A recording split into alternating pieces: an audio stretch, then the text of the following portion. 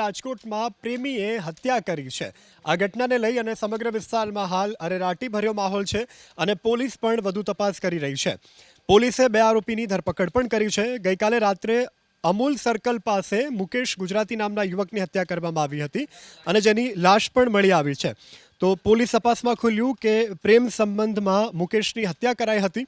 પોલીસે સાગર મકવાણા અને સંજય સોલંકી નામના બે આરોપીની ધરપકડ કરી છે।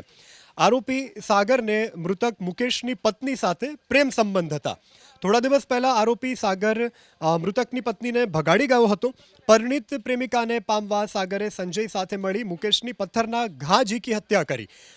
તો મૃતક મુકેશ મજૂરી કામ કરતો અને તેની પત્ની અને બે બાળકો સાથે રહેતો હતો। બંને આરોપી ગુનાહિત ઇતિહાસ ધરાવે છે। અત્યાર સુધી બે આરોપી હત્યાના બનાવમાં હસ્તગત કરવામાં આવેલ છે। બંને આરોપીઓનું નામ સાગર મકવાણા જેની ઉંમર 24 વર્ષ અને સંજય સોલંકી જેની ઉંમર 22 વર્ષ છે। બેને હસ્તગત કરવામાં આવેલ છે।